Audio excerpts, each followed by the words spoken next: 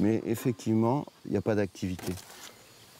Là, on est face à des phénomènes qui nous dépassent complètement, qu'on n'arrive pas à expliquer, que certains justifient par la présence de pesticides dans l'environnement, mais là, on est dans les Pyrénées, on est dans un milieu a priori préservé. Vous voyez, de plus en plus, moi, je laisse mes abeilles construire librement. Je ne leur mets pas de cadre. Je fais des barrettes sur les langstroth comme on fait des barrettes sur les ruches varées.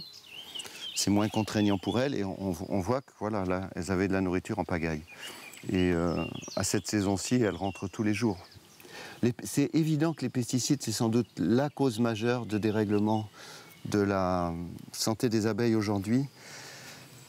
Mais si les abeilles ne sont pas capables de résister à ces pesticides, c'est aussi parce que par notre travail d'apiculteur, on les a fragilisées.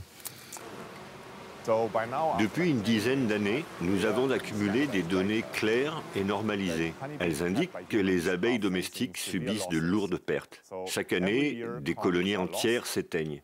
Ces extinctions varient d'un point de vue géographique et dans le temps, mais ce que nous savons, c'est que cette année, elles sont plus importantes que les années précédentes.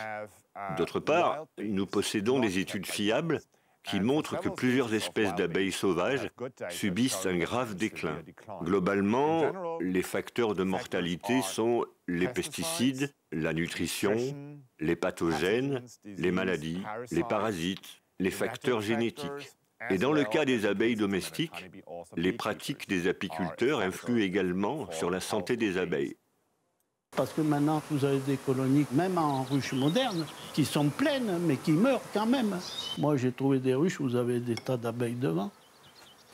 Donc, il faut se rendre à l'évidence qu'on a des produits qui sont faits pour tuer. Donc, ces produits tuent, ils font leur boulot.